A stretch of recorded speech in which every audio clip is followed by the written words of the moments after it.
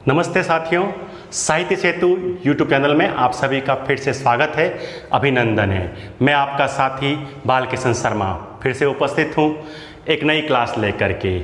आज हम इस क्लास में चर्चा करेंगे हिंदी साहित्य के आधुनिक काल के द्विवेदी युग पर। द्विवेदी युग का जो पद्य साहित्य है उसकी क्या प्रवृत्तियां हैं और उसके कौन कौन से प्रमुख कवि हैं, इस प्रश्न को हल करेंगे। उसके बाद हम देखेंगे एक और काव्यधारा जिसे राष्ट्रीय सांस्कृतिक काव्यधारा कहा जाता है। इन प्रश्नों को हल करने से पहले मैं आप लोगों से फिर एक बार निवेदन कर दूं कि यदि आपने अभी तक हमारा चैनल सब्सक्राइब नहीं किया है तो प्लीज़ आप हमारे चैनल को सब्सक्राइब करें, साथ ही बेल आइकन को दबाएं ताकि समय समय पर आपको हमारे नए वीडियो की नोटिफिकेशन मिलते रहें। साथियों, हम कर्तव्य पथ पर निरंतर अग्रसर हैं। जब भी मन थोड़ा सा डावाडोल होने लगे, जब भी लगने लगे कि थोड़ी सी हिम्मत कम होने लगी है, मन थोड़ा कमज़ोर होने लगा है, उस समय अपने आप को फिर से तरोताज़ा कीजिए, कर्तव्य पथ पर फिर से अपने कदम बढ़ा दीजिए, क्योंकि मंजिल मिलना सुनिश्चित है। जब प्रयासों में कोई कमी नहीं तो सफलता निश्चित रूप से आपको मिलेगी। लेकिन घबराने की आवश्यकता नहीं है। मेरे कुछ साथियों की बहुत ज़्यादा डिमांड थी कि सर आप अपनी लिखी हुई उस कविता की पंक्तियां हमें सुनाइए, जो कविता गाए बगाए हम बहुत सारे मंच से आपसे सुनते रहते हैं। लीजिए, आज आपके सामने अपनी ही लिखी, अपनी स्वरचित कविता की कुछ पंक्तियां आपके सामने रख रहा हूं।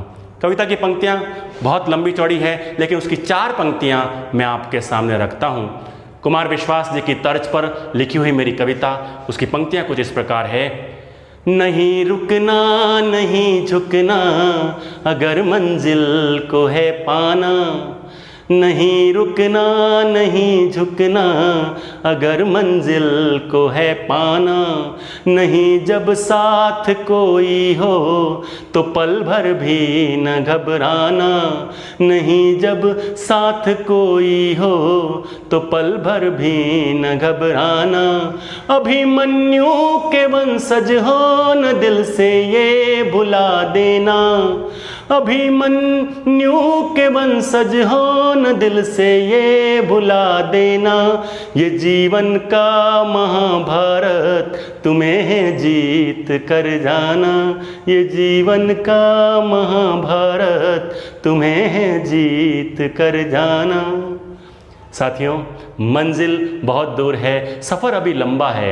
इस सफ़र पर हम मिलकर साथ चलेंगे तो निश्चित रूप से सफलता एक दिन आपके कदम चूमेगी। इसी विश्वास, इसी भरोसे के साथ में शुरू करते हैं आज की क्लास। हमारा प्रश्न है, द्विवेदी युगीन पद्य साहित्य की प्रवृत्तियाँ लिखते हुए प्रमुख कवियों का उल्लेख कीजिए। इस प्रश्न का उत्तर ढूंढें साथियों, तो सबसे पहली बात यह निकल करके आती है कि जब हिंदी साहित्य के आधुनिक काल का शुभारंभ भारतेंदु युग से हो गया था, तो फिर कहाँ आवश्यकता थी एक और नई धारा जिसे द्विवेदी युग कहा जाता है उसके उदित होने की। उसके पीछे कुछ कारण थे।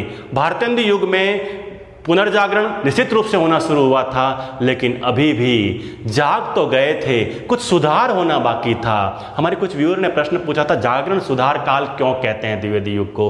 द्विवेदी युग को जागरण सुधार काल इसलिए कहा जाता है कि रीति काल की कुछ पद्धतियाँ, कुछ प्रवृत्तियाँ हमने छोड़ दी, हम आधुनिक काल में आए भारतेंदु युग में, लेकिन अभी भी कुछ प्रवृत्तियाँ शेष रह गई थी। जैसे भाषा का द्वंद्व अभी भी बना हुआ था, ब्रज और खड़ी बोली के बीच में द्वंद्व था, अभी भी वो श्रृंगारिकता जो कहीं न कहीं रीति काल की एक प्रमुख विशेषता थी, भारतेंदु युग के कवि है वो पूरी तरह से छोड़ नहीं पाए।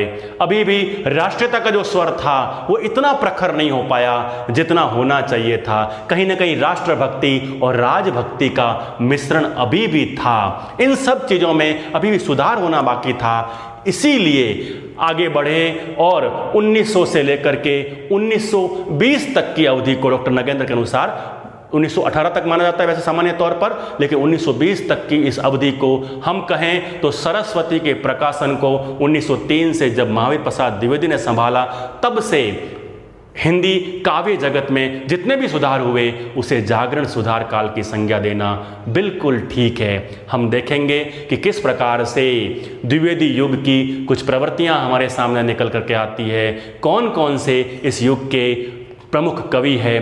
बात करें इस युग की काव्य प्रवृत्तियों की या इस युग के प्रमुख कवि की, तो सर्वश्रेष्ठ नाम निकल करके आता है महावीर प्रसाद द्विवेदी के शिष्य और राष्ट्र कवि की संज्ञा से विभूषित मैथिली शरण गुप्त का।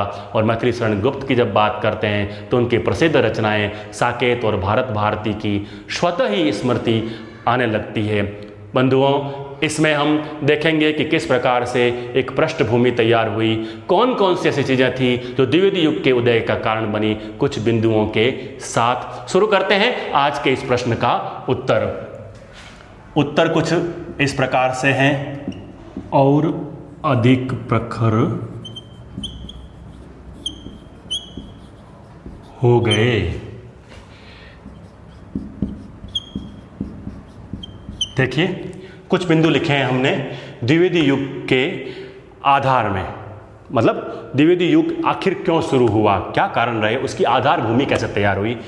हमने लिखा है हिंदी कविता को रीतिकालीन प्रवृत्तियों से पूर्णतः मुक्त कर। बात करी थी पहले भी कि रीतिकाल की प्रवृत्तियां अभी भी भारतेंदु युग में थी, लेकिन उससे पूरी तरह मुक्त करके आधुनिक कालीन प्रवृत्तियों से जोड़ने का श्रेय अगर किसी को जाता है तो वह आचार्य महावीर प्रसाद द्विवेदी जी को जाता है। इन्होंने कवि कर्तव्य जैसे निबंध लिख करके कवियों को प्रेरित किया कि भाषा कैसी होनी चाहिए, शैली कैसी होनी चाहिए, छंद योजना कैसी होनी चाहिए, साथ ही विषय वस्तु कैसी लीजिए आप, उसके बारे में उनको निर्देशित किया। और हिंदी का जो आधुनिक काव्य है उस आधुनिक काव्य का परिष्कार करने का श्रेय, उसका परिमार्जन करने का जो श्रेय है वो आचार्य महावीर प्रसाद द्विवेदी को जाता है। ऐसे कह दें कि आचार्य महावीर प्रसाद द्विवेदी अपने आप में एक व्यक्ति नहीं थे, एक संस्था थे। वो एक श्रेष्ठ समालोचक थे, भाषा वैज्ञानिक थे, एक मनोवैज्ञानिक थे और साथ ही साथ स्वयं एक गद्यकार और एक पद्यकार थे। तो इस दृष्टि से अगर देखा जाए तो महावीर प्रसाद द्विवेदी का उस दौर में कोई भी बराबरी करने वाला व्यक्तित्व नहीं था। अपने आप में एक बहुत प्रखर व्यक्तित्व के धनी थे। सन 1900 से लेकर के 1920 तक का जो हिंदी काव्य है वो द्विवेदी जी के व्यक्तित्व से इतना प्रभावित हुआ कि बाद के जितने भी समालोचक थे उन सभी समालोचकों ने आचार्य महावीर प्रसाद द्विवेदी जी के नाम पर इस कालखंड को जो 1900 से लेकर के 1920 तक का है उसको द्विवेदी युग की संज्ञा दे दी। इसके पीछे जो सबसे महत्वपूर्ण कारण था वो कारण था सन 1900 से जिस पत्रिका का संपादन शुरू हुआ था, सरस्वती नाम की उस पत्रिका का संपादन 1903 से आचार्य महावीर प्रसाद द्विवेदी ने संभाला और 1903 से लेकर 1920 तक लगातार उन्होंने उस पत्रिका का संपादन का जिम्मा अपने कंधों पर लिए रखा। और साथ ही उस दौर की उस पत्रिका ने अपने आप में इतने सारे कवि, इतने सारे गद्यकारों को बनाया, ऐसे कह दीजिए कि क्योंकि जो भी रचना महावीर प्रसाद द्विवेदी के हाथों से पहले निकलती और फिर बाद में सरस्वती में प्रकाशित होती तो अपने आप में उसमें क्या परिष्कार करना है, क्या उसमें सुधार किया जा सकता है, उस संबंध में बड़े गजब के दिशा निर्देश आचार्य महावीर प्रसाद द्विवेदी उन कवियों को, उन गद्यकारों को दिया करते थे। लिखा है आगे, राष्ट्रीयता, स्वदेश पर अभिमान, अतीत गौरव, समाज सुधार, आदर्श, नैतिकता और नवजागरण के जो स्वर भारतेंदु युग में पहली बार उठे, हिंदी कविता में भारतेंदु युग में जिनकी शुरुआत पहली बार हुई, और वे स्वर जो कहीं ना कहीं दबे हुए स्वर थे वो यहाँ आकर के और अधिक प्रखर हुए। राष्ट्रवाद की जो भावना थी वो यहाँ के कवियों में अर्थात द्विवेदी युग के कवियों में विशेष रूप से देखने को मिलती है। और इसमें जो बड़े बड़े नाम आते हैं, चाहे वो नाम अयोध्या सिंह उपाध्याय हरिओद का हो, चाहे वो नाम मैथिली शरण गुप्त का हो, चाहे इस दौर के एक और कवि नाथुराम शर्मा शंकर, इस प्रकार के व्यक्तित्व थे कि उन व्यक्तित्वों को वास्तव में राष्ट्रवाद का प्रबल वक्ता कहा जाए तो अतिशयोक्ति नहीं होगी।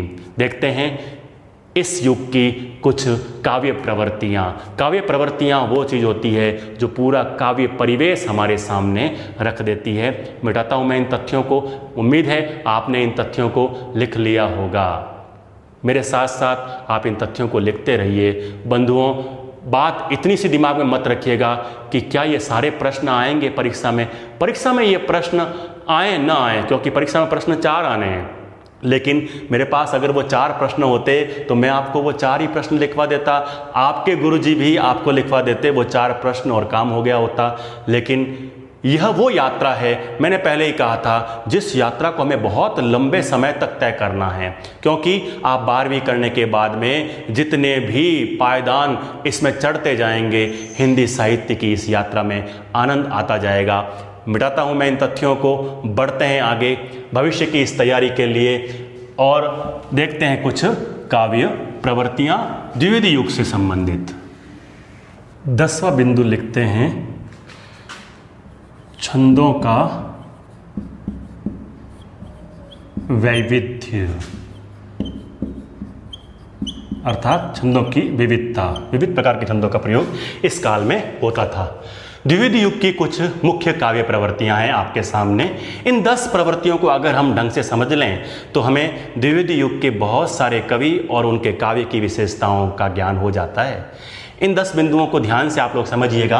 पहला बिंदु है राष्ट्रीयता की भावना। इस बिंदु का विस्तार कैसे करना है, हमें ये बताना है कि अंग्रेजों की पराधीनता झेलते हुए भारत की जनता को, उस सोई हुई भारत की जनता को जागृत करने का काम इस दौर के कवियों ने किया। द्विवेदी युग के सभी कवियों ने मिल करके राष्ट्रीय जागरण का स्वर प्रखरता से उठाया। इन्होंने अपने काव्य के माध्यम से सोई हुई भारत की जनता को जगाया और साथ ही उन्हें अंग्रेजों के विरुद्ध एकजुट होकर के संघर्ष करने की प्रेरणा दी। इस दौर के जितने भी कवि थे उनमें स्वदेश प्रेम बहुत था। वो कहते हैं, मैथिली शरण गुप्त की पंक्तियों में अगर देखें तो वो कहते हैं, जो भरा नहीं है भावों से, जिसमें बहती रसधार नहीं, हृदय नहीं है पत्थर है, जिसको स्वदेश से प्यार नहीं। बड़ी गजब की पंक्तियां हैं भारत भारती की। इन भारत भारती की पंक्तियों को जब हम पढ़ते हैं तो वास्तव में हमें यह प्रेरणा मिलती है कि व्यक्ति को अपने हृदय में राष्ट्र प्रेम हर समय जागृत करके रखना चाहिए। साथ ही इस दौर के ही कवि हैं गया प्रसाद शुक्ल सनेही जी, लिखते हैं कि पंक्तियां देखिए आपके सामने हैं, क्या कहा इन पंक्तियों में कि जिसको न निज गौरव तथा निज देश पर अभिमान है, वह नर नहीं नर पशु निरा है और मृतक समान है। चलिए, ये हुई राष्ट्रीयता की भावना, स्वदेश प्रेम की भावना, अपने राष्ट्र पर अभिमान की बात करें दूसरे बिंदु की, अतीत गौरव की। हमने देखा पहले राष्ट्रीयता की भावना, इस बिंदु में मैथिली शरण गुप्त को देखा, उनके भारत भारती की पंक्तियों को देखा, साथ ही गया प्रसाद शुक्ल सनेही जी की पंक्तियों को देखा। लेकिन अब है बिंदु अतीत गौरव। अतीत गौरव की अगर हम बात करें तो हमारे जितने भी दिव्य महापुरुष हुए हैं, जितनी भी महान स्त्रियां हुई है, उन सभी के बारे में वर्णन, हमारी आदर्श नारी कैसी थी, आदर्श पुरुष कैसे थे, भारत भारती में बड़ा गजब का वर्णन मैथिली शरण गुप्त करते हैं। इस बिंदु के विस्तार में हम लोग इन सब बातों को लिख सकते हैं। हम लिखेंगे कि इस धारा के कवियों ने अपनी कविताओं के माध्यम से भारत के गौरवशाली अतीत का चित्रण अपनी रचनाओं में किया है। मैथिली शरण गुप्त की अगर हम बात करें तो वे अतीत गौरव को हमें स्मृति में लाते हुए, हमें यह याद दिलाते हुए कि आखिर हम कौन थे, क्या हो गए हैं। पंक्तियां हैं भारत भारती की, देखिए लिखा है उन्होंने कि हम कौन थे, क्या हो गए और क्या होंगे अभी, आओ विचारें आज मिलकर ये समस्याएं सभी, कि हम कितने गौरवशाली अतीत को छोड़ करके आज इस वर्तमान के दौर में आए हैं। कितने दिव्य हमारे महापुरुष थे, जब दुनिया की पूरी सभ्यता को उठने बैठने चलने फिरने का ढंग नहीं पता था, उस समय हम और हमारे राष्ट्र के छोटे छोटे से ऋषि मुनि, उनके ऋषि मुनियों के जो बच्चे थे, वो वेदों मंत्रों ऋचाओं का पाठ किया करते थे। दिव्य ज्ञान पूरे विश्व के कोने कोने में हमने फैलाया। इस प्रकार से अगर हम इतने गौरवशाली थे तो फिर आज हमारी यह दशा क्यों हो गई है। इस प्रकार की प्रेरणा इस दौर के कवियों ने अपने काव्य के माध्यम से दी है। बात करें तीसरे बिंदु की, इतिवृत्तात्मकता की। इतिवृत्तात्मकता क्या है? देखिए, श्रृंगारिकता की जो रचनाएं होती थी रीतिकाल में, उस रीतिकाल के अंदर जो है मुक्तक ज़्यादा लिखे जाते थे। प्रबंध काव्यों की वहाँ प्रधानता नहीं थी, वहाँ खंड काव्य नहीं लिखे जाते थे, वहाँ मुक्तक लिखे जाते थे प्रबंध के स्थान पर। लेकिन जब बात करें द्विवेदी युग की, तो द्विवेदी युग में बहुत सारे प्रबंध काव्यों की रचना हुई और प्रबंध काव्यों में अक्सर जो है वो घटनाओं का वर्णन यथावत कर दिया जाता है और उसमें प्रकृति चित्रण बहुत ज़्यादा होता है, उसमें परिगणन शैली बहुत ज़्यादा आती है और ये सब विशेषताएं जब आ जाती है तो वो रचना जो है उसमें इतिवृत्तात्मकता आ जाती है। और हालांकि यह जो इतिवृत्तात्मकता है यही द्विवेदी युग के पतन का कारण बनी आगे जा कर के, क्योंकि धीरे धीरे पद्य रचनाओं में जब विस्तार बहुत ज़्यादा होने लगा, विषय का विस्तार ज़्यादा होने लगा, तो इस दौर के अंदर इस प्रकार की रचनाओं को हम देखते हैं जिसमें इतिवृत्तात्मकता की प्रधानता है। बात करें चौथे बिंदु की, आदर्शवाद और नैतिकता की, इस दौर में इतना बड़ा आदर्श व्यक्तित्व था आचार्य महावीर प्रसाद द्विवेदी जैसा।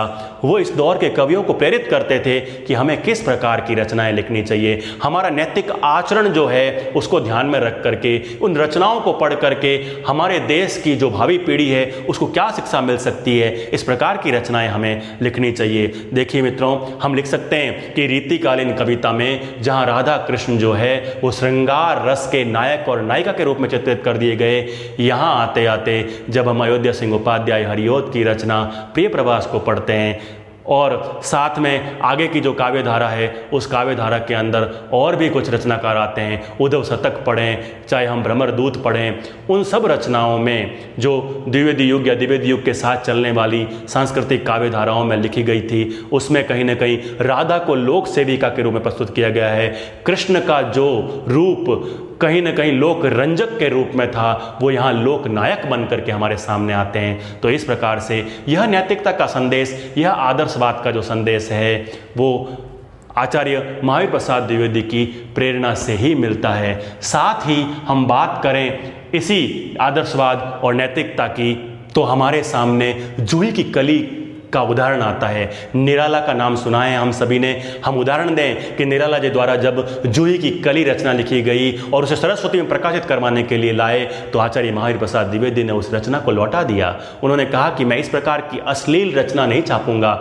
हालांकि निराला जी की रचना वह बाद में बहुत प्रसिद्ध हुई, लेकिन निराला ने उस रचना में पवन का जो वर्णन है वो एक नायक के रूप में किया है और नायिका के रूप में जूही की कली को बताया है। और इस प्रकार का वर्णन जो है वो उस दौर में आचार्य महावीर प्रसाद द्विवेदी को अश्लील लगता था, इसलिए उन्होंने आदर्श और नैतिकता के चलते उस रचना को अस्वीकार कर दिया। कहा सरस्वती में इसका प्रकाशन नहीं हो सकता। इस तरह से हम कह सकते हैं कि आदर्शवाद और नैतिकता के बहुत सारे उदाहरण हमें इस दौर में मिलते हैं। बढ़ते हैं आगे, सामाजिक समस्याओं का चित्रण। इस दौर में जितनी भी सामाजिक समस्याएं थी, चाहे वो दहेज प्रथा हो, चाहे वो बाल विवाह हो, चाहे वो विधवाओं से जुड़ी हुई समस्या हो, ऐसी बहुत सारी धार्मिक आडंबर उस दौर में थे, दुराचार उस दौर में हो रहे थे।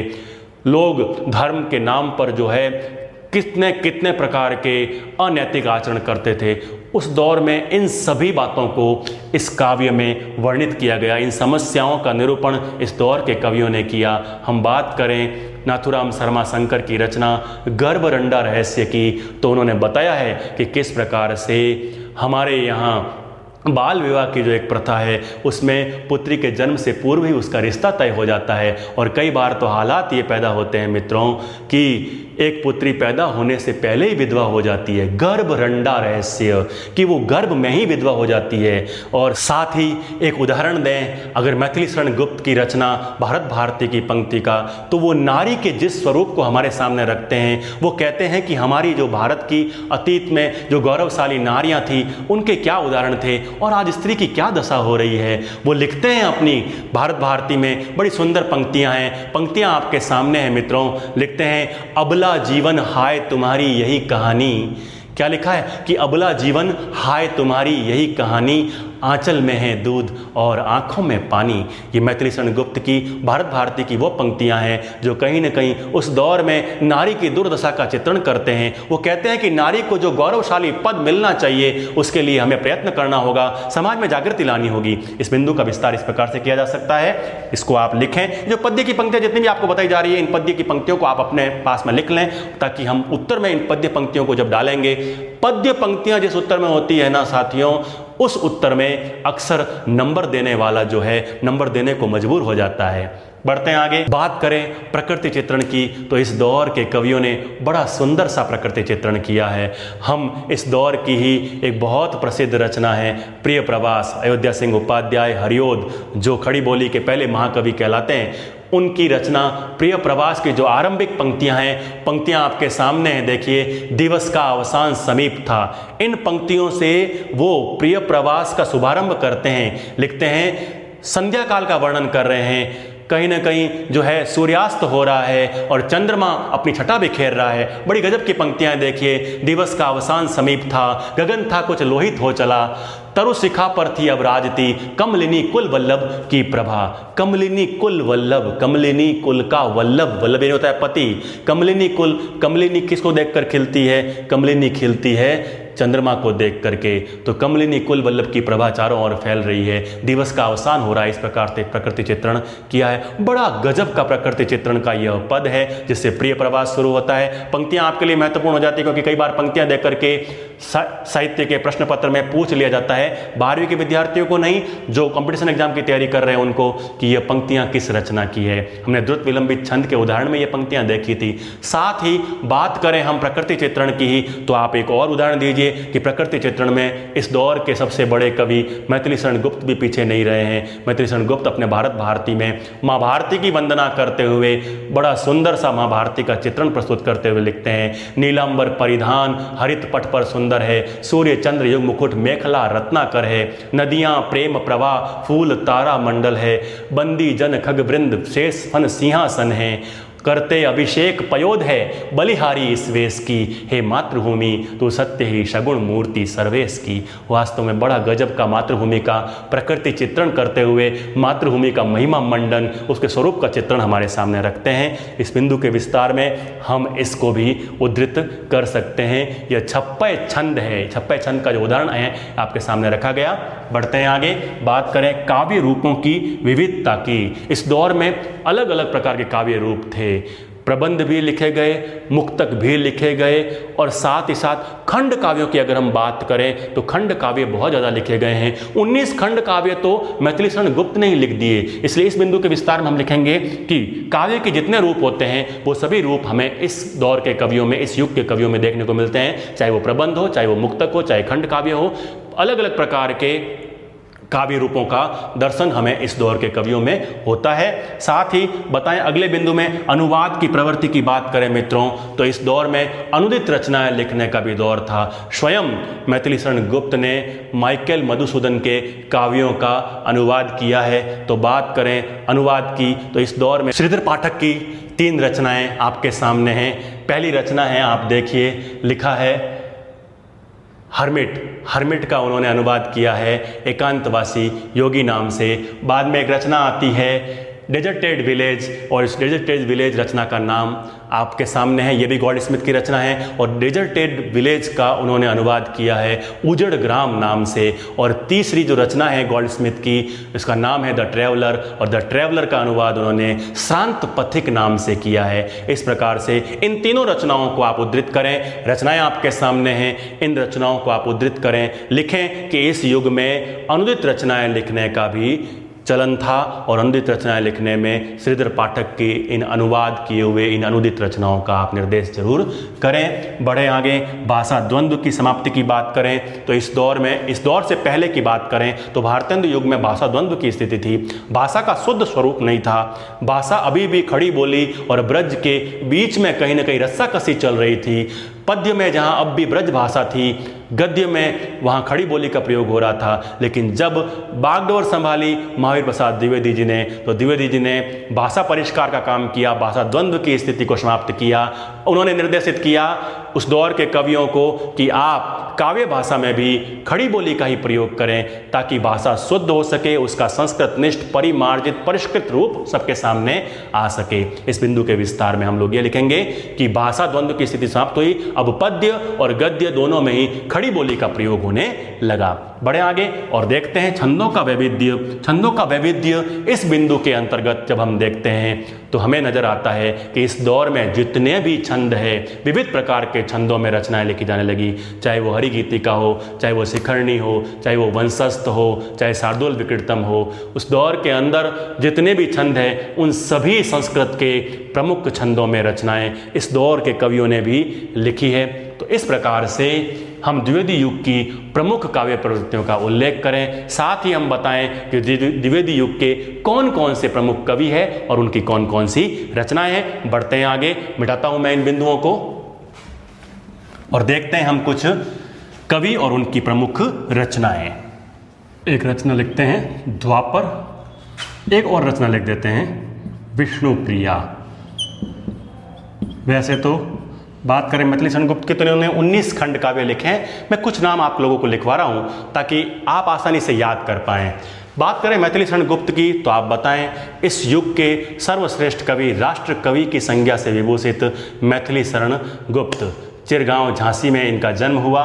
साथ ही मैथिली शरण गुप्त के बारे में आप एक बात बहुत चर्चित है, बताएं कि मैथिली शरण गुप्त ने उपेक्षित नारी पात्रों को अपने काव्य में स्थान दे करके वह काम किया जिसकी प्रेरणा उन्हें महावीर प्रसाद द्विवेदी से मिली जब उन्होंने एक लेख लिखा था। हमने बात करी थी हिंदी निबंध में कवियों की उर्मिला विषयक उदासीनता, उससे प्रेरित होकर के, और साथ ही रविन्द्रनाथ टैगोर के उस लेख से काव्य उपेक्षिता जो उन्होंने लिखा था उससे प्रेरित होकर के इन्होंने काव्य में उपेक्षित नारी पात्रों को स्थान दे करके कहीं न कहीं स्त्री को जो पद मिलना चाहिए था वो पद दिलवाने के लिए पूरा प्रयास किया। इनके बहुत सारे खंड काव्यों में ये बात आती है। रंग में भंग इनका पहला खंड काव्य है, 1909 में रंग में भंग प्रकाशित हुआ है। जयद्रथ वध की बात करें तो महाभारत की पृष्ठभूमि पर आधारित जयद्रथ वध 1910 में आने वाला इनका एक प्रसिद्ध खंड काव्य है। मैं विषय वस्तु साथ साथ में बता रहा हूँ थोड़े थोड़े रूप में, आप लोग चाहें तो उसको भी लिखते रहें। भारत भारती वो रचना जिसकी वजह से मैथिली शरण गुप्त को इतनी प्रसिद्धि मिली। मैं कहता हूं कि 19 खंड काव्य ना लिखे होते और भारत भारती लिख दिया होता तो भी मैथिली शरण गुप्त उतने ही प्रसिद्ध होते। भारत भारती 1912 के अंदर आने वाली इनकी बहुत प्रसिद्ध रचना है। इस रचना को अंग्रेज सरकार ने जब्त कर लिया था क्योंकि इसमें राष्ट्रीयता के, राष्ट्रीय जागरण के बहुत प्रखर स्वर थे। कहीं ना कहीं सोई हुई भारत की जनता को जगाने का प्रयास इन्होंने किया था। इस भारत भारती रचना के बारे में बताएं और साथ ही किसान जो अगली रचना है 1917 में किसान जो खंड काव्य है वो प्रकाशित हुआ था।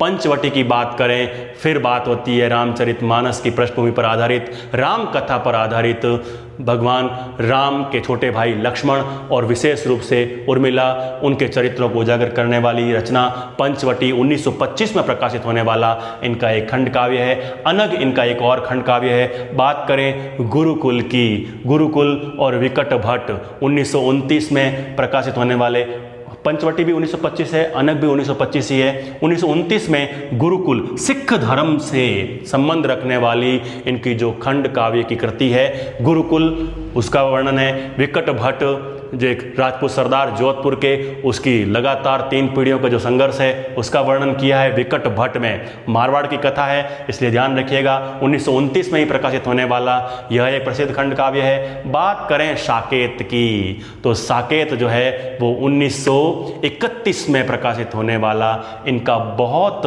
प्रसिद्ध काव्य है। साकेत को हम खंड काव्य ना कह करके महाकाव्य कहेंगे। भारत भारती और साकेत इनके द्वारा प्रकाशित किए गए, इनके द्वारा लिखे गए बहुत प्रसिद्ध काव्य। साकेत की भी जो विषय वस्तु है वह भी कहीं ना कहीं जो है 12 सर्गों में है, विभक्त है ये, और साकेत की जो विषय वस्तु है उसका संबंध भी राम कथा से है। इसका जो 9वां सर्ग है उर्मिला का वीर वर्णन और 8वां जो सर्ग है केकई अनुताप, यह वास्तव में बड़ा गजब का वर्णन किया गया है इसके अंदर।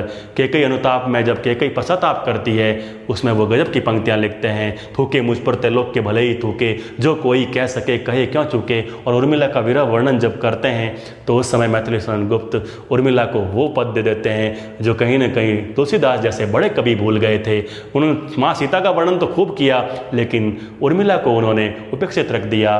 बहुत ही प्रसिद्ध रचना आती है आगे, यशोधरा 1933 के अंदर प्रकाशित होने वाली। यशोधरा आपके पाठ्यक्रम में भी है, हमने पढ़ा है, सखी वे मुझसे कहकर जाते।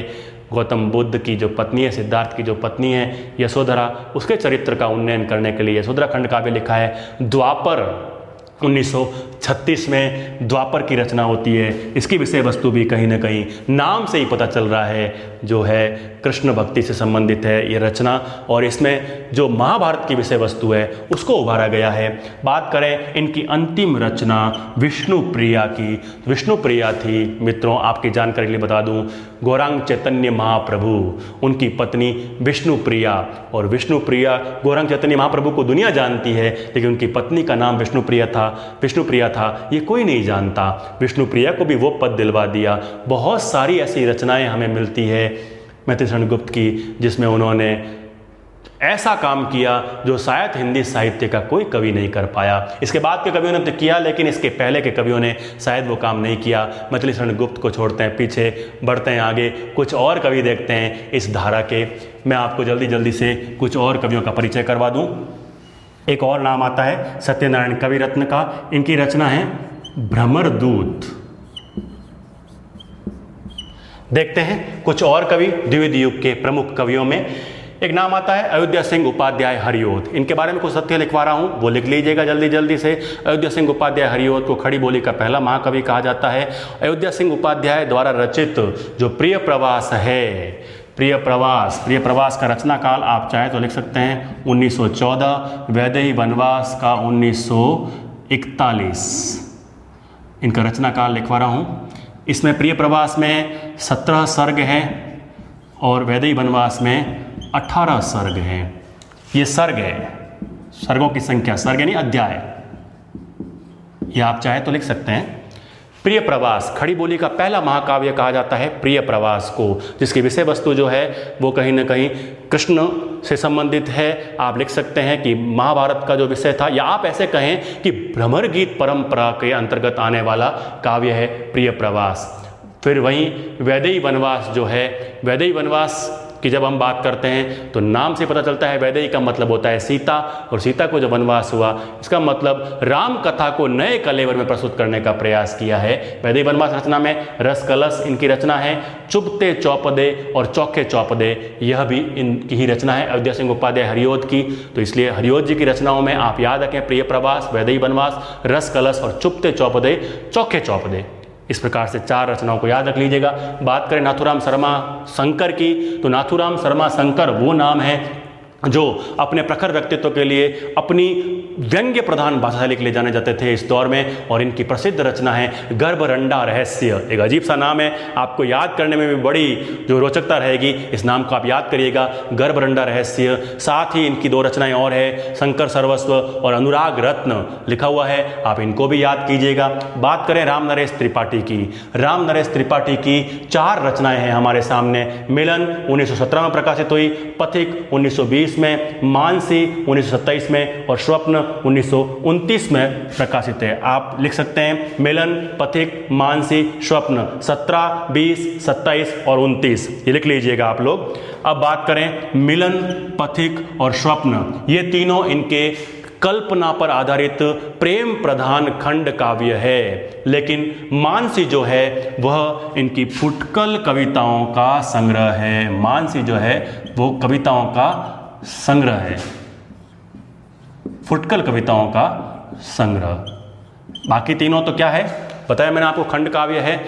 मिलन, पथिक, मानसी, स्वप्न 17, 20, 27 और 29, आप चाहे तो सन याद कर सकते हैं। बात करें जगन्नाथ दास रत्नाकर की और सत्यनारायण कविरत्न की, ये विशेष इसलिए लिखवाया है आपको, ये दोनों ही नाम जो है ना वो आप विशेष है याद कर लीजिएगा। ये वो नाम है, ये दोनों ही ब्रज भाषा में काव्य सृजन करते थे, बाकी सब खड़ी बोली में, और ये 2 व्यक्तित्व है। याद रखिएगा कि द्विवेदी युग के अंदर भी ब्रज भाषा में काव्य सृजन करने वाले 2 प्रमुख कवि कौन से थे, तो जगन्नाथ दास रत्नाकर और सत्यनारायण कविरत्न। सत्यनारायण कविरत्न को तो ब्रज कोकिल कहा जाता है, ब्रज कोकिल कहा जाता था, तो इसलिए सत्यनारायण कविरत्न की बाद में बात करेंगे। जगन्नाथ दास रत्नाकर को देखते हैं। जगन्नाथ दास रत्नाकर ने फिर एक बार भ्रमगीत परंपरा को उठाया है और भ्रमगीत परंपरा को नए कलेवर में प्रस्तुत करते हुए रचना लिखी है उद्धव शतक। और बात करें इनकी दूसरी रचना बिहारी रत्नाकर की, तो मित्रों याद रखिएगा बिहारी ने जो बिहारी सत्सई लिखी है उसकी सर्वश्रेष्ठ टीका अगर किसी ने लिखी है,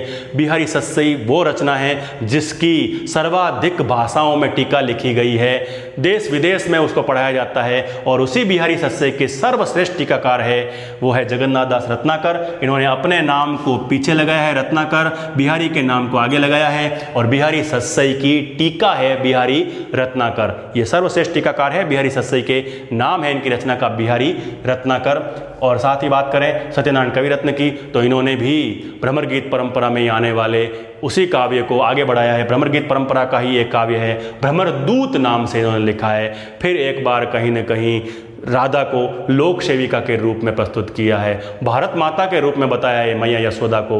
इस प्रकार की बहुत सारी विशेषताओं को लेकर के ये सारी रचनाएं चलती है। मित्रों, समय का अभाव है, वरना मैं आपको इन सभी रचनाओं की जो विषय वस्तु है, इनसे जुड़ी हुई कुछ पंक्तियां हैं वो सभी सुनाता, लेकिन समय इस बात की इजाज़त नहीं देता। बढ़ते हैं आगे, इस प्रश्न को यहीं विराम देंगे। हमने देखा द्विवेदी काल की आधारभूमि कैसे तैयार हुई, महावीर प्रसाद द्विवेदी का व्यक्तित्व कैसा था, उस काल की कौन कौन सी प्रवृत्तियाँ थी, उन प्रवृत्तियों में पद्य की पंक्तियाँ किस प्रकार से हम डाल सकते हैं, क्या क्या विशेषताएं आई वो देखी। और देखे बहुत बड़े बड़े कवि, मैथिली शरण गुप्त के बाद में अयोध्या सिंह उपाध्याय, नाथुराम शर्मा शंकर, राम नरेश त्रिपाठी, सत्यनारायण कविरत्न, जगन्नाथ दास रत्नाकर, ये वो नाम हैं जो कहीं ना कहीं भविष्य में हिंदी साहित्य के विद्यार्थियों को बड़ा आनंद देंगे।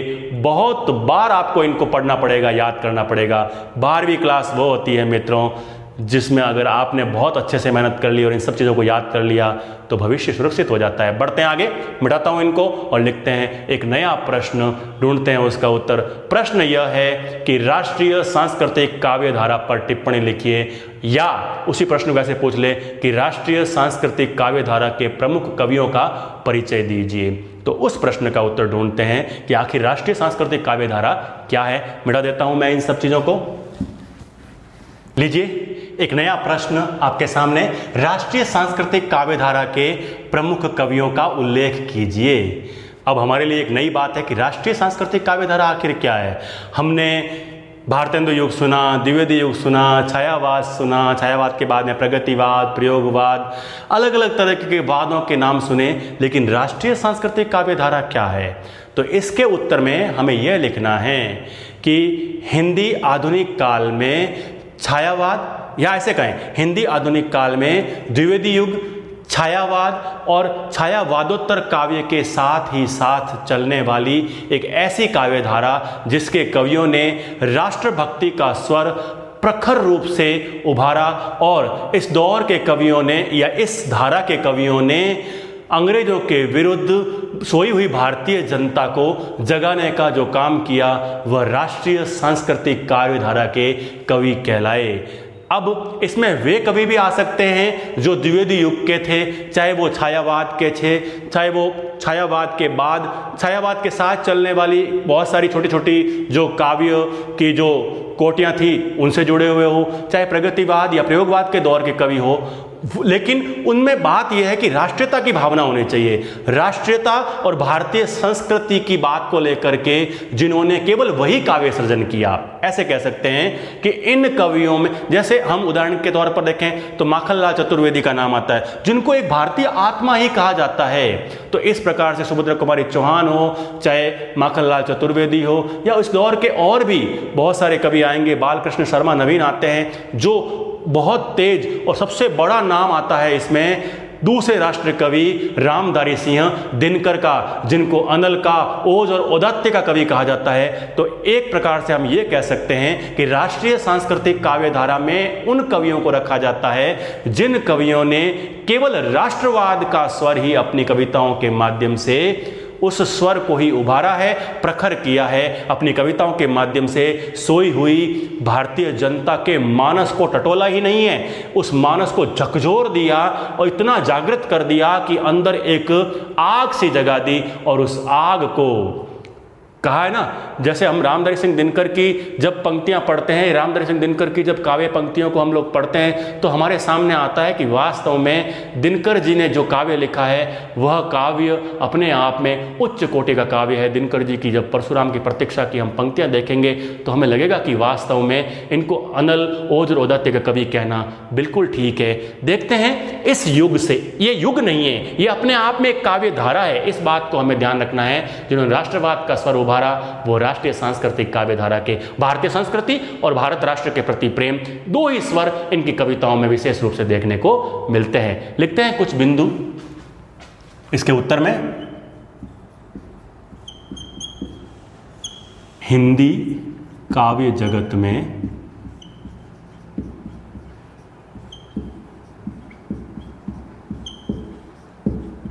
माध्यम से प्रस्तुत किया।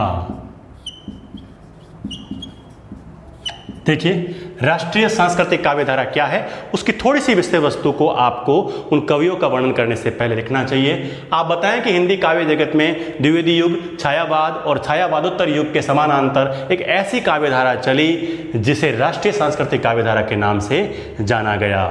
साथ ही बताएं इस धारा के कवियों ने छायावाद की आत्मनिष्ठता व अतिशय कल्पनाशीलता, जो छायावाद की विशेषताएं थी, आत्मनिष्ठता ज़्यादा थी, अतिशय कल्पनाशीलता थी।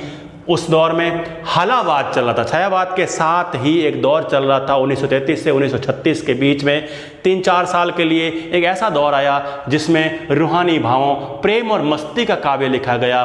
उस दौर के अंदर भी लिखा है कि हालावाद के रूहानी भावों व मस्ती, हरिवंश राय बच्चन जैसा जो मधु काव्य लिखने वाले लोग थे उस दौर में भी, साथ ही प्रगतिवाद के वर्ग संघर्ष के दौर में भी राष्ट्रभक्ति और भारतीय सांस्कृतिक गौरव का स्वर अपनी कविताओं के माध्यम से प्रस्तुत किया। ये बड़ी गजब की व्याख्या है राष्ट्रीय सांस्कृतिक काव्य धारा की। फिर से पढ़ता हूं मैं इस बिंदु को कि इस धारा के कवियों ने छायावाद की आत्मनिष्ठता व अतिशय कल्पनाशीलता, हालावाद के रूहानी भावों व मस्ती, प्रगतिवाद के वर्ग संघर्ष के दौर में भी राष्ट्रभक्ति और भारतीय सांस्कृतिक गौरव का स्वर अपनी कविताओं के माध्यम से प्रस्तुत किया। इसीलिए इस धारा के कवियों को राष्ट्रीय सांस्कृतिक काव्य धारा के कवि कहा जाता है। देखते हैं इस धारा के प्रमुख कवि और उनकी प्रसिद्ध रचनाओं के बारे में थोड़ी सी छोटी सी चर्चा करते हैं। इस बिंदु को यहां से मिटाता हूं। बात करते हैं इस शाखा के पहले कवि अर्थात राष्ट्रीय सांस्कृतिक काव्यधारा के प्रमुख हस्ताक्षर माखनलाल चतुर्वेदी, जिनको एक भारतीय आत्मा कहा जाता है। एक भारतीय आत्मा, एक भारतीय आत्मा नाम से इनको जाना जाता है। अब इनके कुछ काव्य ग्रंथ हैं। पहला जो काव्य है वो है हिमकिरीटिनी, इनका प्रथम काव्य है हिमकिरीटिनी। दूसरा जो काव्य है हिमतरंगिनी।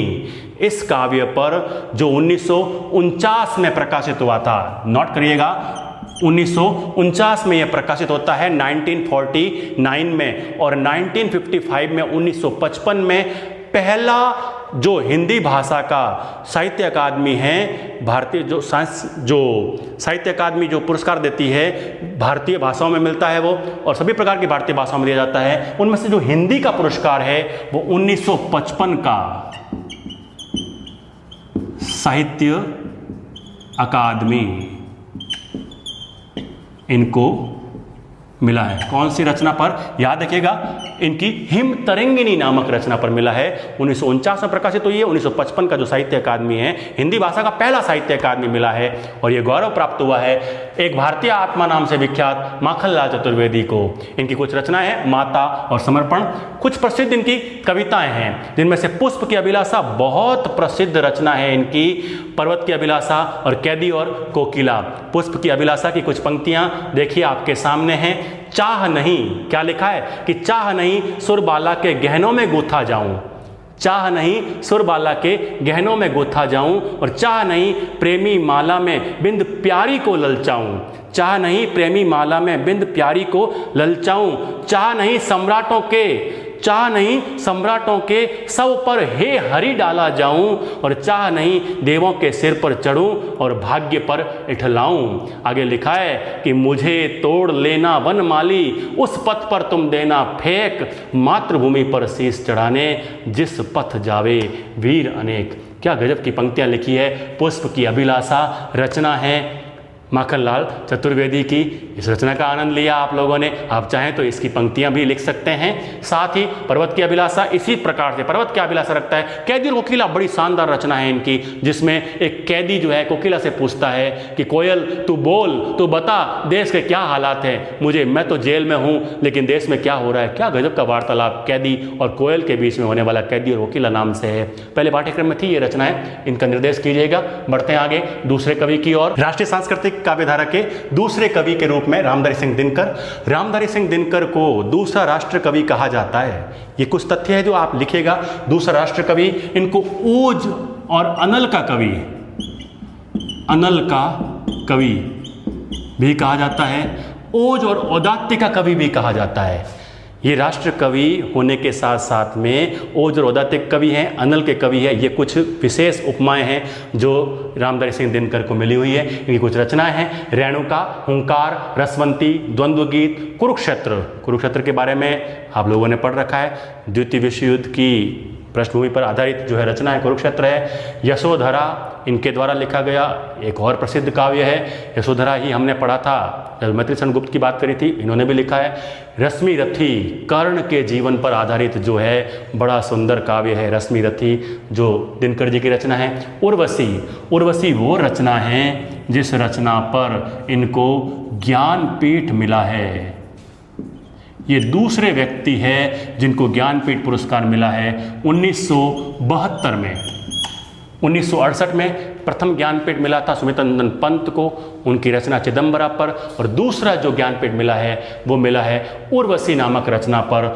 एक राष्ट्र कवि और आप कह दीजिए ओज और औदात्य का कवि होने के बावजूद भी एक ऐसी रचना लिख दी उर्वशी और पुरुरवा की प्रेम कथा पर जो आधारित काम और आध्यात्म को लेकर के रचना लिख दी। उस दौर में जब ये रचना आई तो वास्तव में बड़ा आश्चर्य हुआ लोगों को कि रामधारी सिंह दिनकर जैसे व्यक्ति भी उर्वशी जैसी रचना लिख सकते हैं। और उस उर्वशी जैसी रचना पर उस दौर में उर्वशी रचना बहुत प्रसिद्ध हुई और उस उर्वशी नामक काव्य पर इनको ज्ञानपीठ, जो हिंदी भाषा का सर्वश्रेष्ठ सम्मान है, ऐसे कह दीजिए हिंदी का नोबेल पुरस्कार है ज्ञानपीठ, वो मिल गया 1972 में। याद कर लीजिएगा, कुछ तथ्य है मैं बता रहा हूं, आप लोग नोट करते रहिएगा। परशुराम की प्रतीक्षा इनकी बड़ी गजब की रचना है जो भारत चीन युद्ध पर आधारित है। ये विशेष बिंदु है, याद करिएगा। अभी भारत और चीन युद्ध की स्थिति तो नहीं है, युद्ध ना हो तो अच्छा है, क्योंकि युद्ध से सब प्रकार से मानव की जन धन हानि ही होती है। लेकिन भारत और चीन के बीच में जो तनाव की स्थिति बनी हुई है, ऐसे दौर में यह जो रचना है परशुराम की प्रतीक्षा, वास्तव में उस दौर में ये 1963 में लिखी गई रचना है। 1963 में इसका प्रकाशन हुआ था परशुराम की प्रतीक्षा, और बताता है कवि कि वास्तव में अधिकारों के लिए जंग खुद को लड़नी पड़ती है। हम हारे या जीतें उसके कारण हम खुद ही होते हैं। क्या गजब की पंक्तियां हैं, देखिए परशुराम की प्रतीक्षा की कुछ पंक्तियां आपके सामने हैं कि तलवारें सोती हैं जहां बंद म्यानों में, कि तलवारें सोती हैं जहां बंद म्यानों में, और किस्मतें लड़ती सड़ती हैं वहां, लिखा है किस्मतें वहां सड़ती है तय खाने में। आगे देखिए कि बलि वेदी पर क्या चढ़ती है, बलि वेदी पर बालियां नथें चढ़ती है, सोने की ईंटें कहाँ कड़ती है, सोने की ईंटें लेकिन फिर भी नहीं कड़ती। लिखा है कि बलि वेदी पर बालियां नथें चढ़ती है और सोने की ईंटें मगर नहीं कड़ती है। इन पंक्तियों को आप याद करिएगा। ये पंक्तियां हैं परशुराम की प्रतीक्षा की, जो परशुराम की प्रतीक्षा भारत चीन युद्ध पर आधारित रचना है। कवि है रामधारी सिंह दिनकर। जल्दी जल्दी से कुछ और कवि है इनके साथ ही, उनको देख लेते हैं। इसके साथ ही हम राष्ट्रीय सांस्कृतिक काव्यधारा को विराम देंगे, लेकिन उससे पहले कुछ प्रसिद्ध कवि है इस धारा के, बालकृष्ण शर्मा नवीन, सुभद्रा कुमारी चौहान जैसे, उनको, सुभद्रा कुमारी चौहान इस दौर की एक बहुत श्रेष्ठ कवयित्री है, उनको देखते हैं। कुछ और कवि इस धारा के, राष्ट्रीय सांस्कृतिक काव्यधारा के प्रमुख हस्ताक्षर में नाम आता है बालकृष्ण शर्मा नवीन। नवीन जी की कुछ रचनाएं देखते हैं। रश्मि रेखा, अपलक, विप्लव गायन और हम विस्पाई जन्म के, इनके नाम के साथ जुड़ा हुआ होता है अनिकेत और हम विस्पाई जन्म के। विस्पाई और अनिकेत कहा जाता है इनको। और इनकी जो प्रसिद्ध रचना है विप्लव गायन, राष्ट्रभक्ति का गजब का प्रखर स्वर उसमें हमारे सामने नजर आता है। कवि क्या लिखता है, देखिए, लिखा है कि कवि कुछ ऐसी तान सुनाओ जिससे उथल पुथल मच जाए। लिखा है कि कवि कुछ ऐसी तान सुनाओ जिससे उथल पुथल मच जाए, बरसे आग जलद जल जाए, बरसे आग जलद जल जाए और भस्म सात भूदर हो जाए। इस प्रकार की तान सुनाने के लिए कह रहे हैं कि कवि जब अपनी तान सुनाएगा तो उसमें चारों ओर राष्ट्रीय जागरण का स्वर फैल जाएगा। इस प्रकार की बात देखिए हमने इनकी कविता की पंक्तियों में। अब देखते हैं सियाराम शरण गुप्त। सियाराम शरण गुप्त छोटे भाई हैं मैथिली शरण गुप्त के। यह इनकी एक बड़ी पहचान है। मौर्य विजय, अनाथ, दुर्वादल, विषाद, आर्द्रा और बापू नाम से पता चल रहा है राष्ट्रभक्ति की रचना है मौर्य विजय। सेल्यूकस और चंद्रगुप्त मौर्य के बीच में होने वाले संघर्ष और चंद्रगुप्त मौर्य की जो विजय है उसको बताना और उसको नए कलेवर में रख करके हमारे सामने राष्ट्रीय सांस्कृतिक गौरव को प्रस्तुत करना, यह कवि का उद्देश्य है। बापू नाम से पता चल रहा है महात्मा गांधी की विचारधाराओं से प्रेरित यह रचना है। उस दौर के अंदर महात्मा गांधी और उनकी विचारधारा को लेकर के, राष्ट्रभक्ति के भावों को लेकर के बहुत सारे लोगों ने बहुत सारी रचनाएं लिखी है। उनमें से एक नाम सियाराम शरण गुप्त है। सुभद्रा कुमारी चौहान, देखिए, एक कवयित्री होते हुए भी बहुत बार अधिकांश समय इनका जेल में बीता है, क्योंकि राष्ट्रीय सांस्कृतिक काव्यधारा की कवयित्री थी और इस दौर के जितने कवि थे, इस धारा के जितने कवि थे, उन्होंने बहुत बार जेल की यातनाएं भी सही है। लक्ष्मण सिंह चौहान की धर्मपत्नी हैं आप, पति पत्नी दोनों ही इतने क्रांतिकारी विचारधारा के थे कि कई बार उस राष्ट्रीय जागरण के उस आंदोलन में जेल की यातनाएं भी सही है। मुकुल और त्रिधारा नाम से इनके 2 काव्य संग्रह है। त्रिधारा की एक विशेष बात है, नाम से पता चल रहा है त्रिधारा। इस त्रिधारा की 3 धाराएं कौन कौन है? एक तो सुभद्रा जी स्वयं है, तो एक तो नाम लिख दीजिए आप सुभद्रा। दूसरा नाम जो है इसमें आता है माखनलाल चतुर्वेदी का, माखनलाल चतुर्वेदी। और तीसरा नाम आता है इसमें केशव प्रसाद पाठक। त्रिधारा है तो केशव प्रसाद पाठक। यह जानकारी बहुत कम लोगों को होती है कि त्रिधारा नाम पता है, मुकुल और त्रिधारा किसके काव्य संग्रह है, तो पता होता है सुभद्रा कुमारी चौहान के। और फिर तीनों नाम अब पता चल गए, सुभद्रा कुमारी चौहान, माखनलाल चतुर्वेदी और केशव प्रसाद पाठक। इन तीनों की रचनाओं को मिलाकर के एक संग्रह बनाया गया है त्रिधारा। बढ़ते हैं आगे। इनकी कुछ प्रसिद्ध कविताएं हैं। झांसी की रानी किसने नहीं सुनी है? बुंदेले हर बोलों के मुंह हमने सुनी कहानी थी, खूब लड़ी मर्दानी वो तो झांसी वाली रानी थी। बचपन से सुनते आए हैं, बच्चे बच्चे के जुबान पर यह कविता है। और झांसी की रानी अब पाठ्यक्रम में भी चलती है। कक्षा 10वीं की जो क्षितिज पाठ्य पुस्तक है उसके अंदर पाठ्यक्रम में शामिल है ये रचना। झांसी की रानी की समाधि, झांसी की रानी की जो समाधि है उसका भी बड़ा गजब का वर्णन हुआ है। जलियांवाला बाग में बसंत, यह भी इनकी बड़ी गजब की रचना है। और झंडे की इज्जत आपके पाठ्यक्रम में सुभद्रा कुमारी चौहान की एक रचना है, आपको अगर याद हो तो, मेरा नया बचपन, जिसमें वो अपनी बेटी के बारे में वर्णन करते हैं कि किस प्रकार से बेटी का जन्म, माँ के बचपन का पुनरागमन होता है। लेकिन राष्ट्रीय सांस्कृतिक काव्यधारा की बात करें तो इनकी ये रचनाएं बड़ी प्रसिद्ध है। आप इन सब रचनाओं को याद कीजिएगा।